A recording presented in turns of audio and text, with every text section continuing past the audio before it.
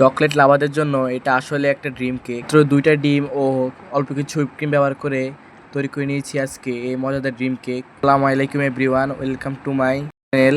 তো আপনারা যতবার এই রেসিপিটি ট্রাই করে ড্রিম কেক তৈরি করবেন ততবারই আপনাদের ড্রিম কেক হবে একদমই পারফেক্ট এবং অনেক বেশি মজাদার। প্রথমে এখানে নিয়ে নিচ্ছি 4 টেবিল চামচ পরিমাণ বাটার ও 2 টেবিল চামচ পরিমাণ সয়াবিন তেল। দিয়ে দিচ্ছি 1 চামচ পরিমাণ কফি পাউডার। দিয়ে দিচ্ছি এখানে 3 টেবিল চামচ পরিমাণ চকলেট এবং অল্প একটু পরিমাণ চকলেট ইমালশন। এখানে দিচ্ছি 1/4 কাপ পরিমাণ গরম দুধ। এবার সকল উপকরণ একসঙ্গে ভালো করে মিশিয়ে নিতে হবে।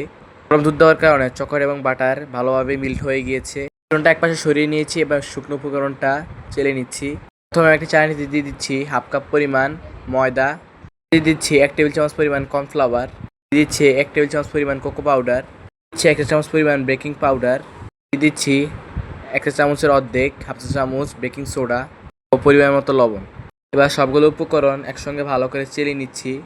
চেলে নেওয়া হয়ে গেলে এবার সবগুলো উপকরণ ভালো করে একসঙ্গে মিশিয়ে নিতে হবে। এবার উপকরণগুলো এক পাশে সরিয়ে রাখছি। এবার শুকনো একটি বাটিতে নিয়ে নিয়েছি রুমের স্বাভাবিক তাপমাত্রায় থাকা 2টো ডিম। এবার এই ডিম দুটোকে ভালো করে বিট করে নিব যতক্ষণ পর্যন্ত ফোম তৈরি হয়ে যাচ্ছে। ফোম তৈরি হয়ে গেলে এর মধ্যে দিয়ে দিতে হবে 1/2 কাপ পরিমাণ চিনি। এবার চিনি ও ডিম ভালো করে বিট করতে হবে যতক্ষণ পর্যন্ত এমন একটি ফোম তৈরি হয়ে না যাচ্ছে। এবার এর মধ্যে দিতে হবে আগে থেকে তৈরি করে রাখা চকলেটের সেই মিশ্রণটি। হালকা কুসুম অবস্থায় এই মিশ্রণটি ডিমের ফোমের মধ্যে দিয়ে দিতে হবে। এবার 1 থেকে 1.5 মিনিটের মতন আরেকবার ভালো করে বিট করে নিব।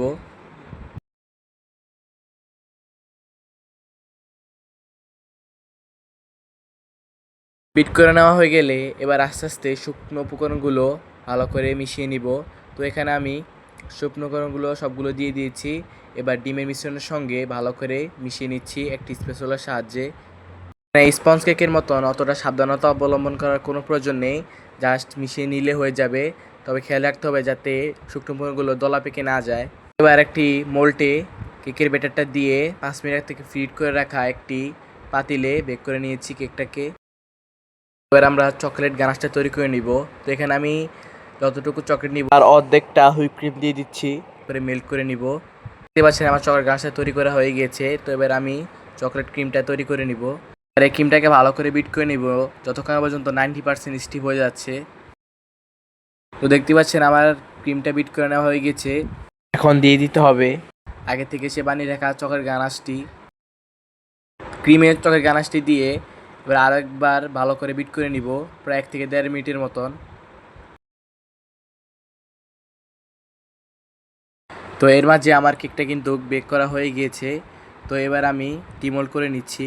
দেখতে পাচ্ছেন কেকটা কতটা পারফেক্ট এবং মসৃণ হয়েছে। যে পাত্রে আমরা কেকটাকে সেট করব বা ড্রিম কেকটাকে সেট করব সেই পাত্রে দিচ্ছি কেকটি। এখানে আমি কেকটিকে কোনো স্লাইসে ভাগ করে নিই। পুরো কেক অংশে দিয়ে দিচ্ছি মিল্ক সিরাপ। মিল্ক সিরাপ সম্পূর্ণ কেক অংশে দেওয়া হয়ে গেলে এর মধ্যে দিয়ে দিচ্ছি সেই আগে থেকে তৈরি করে রাখা চকলেট ক্রিম। আমি এখানে চকলেট ক্রিমটাকে ভালো করে কেকের পুরো অংশে স্প্রেড করে দিচ্ছি। একটি চামচের সাহায্যে ক্রিমটিকে ভালো করে সমান করে নিচ্ছি।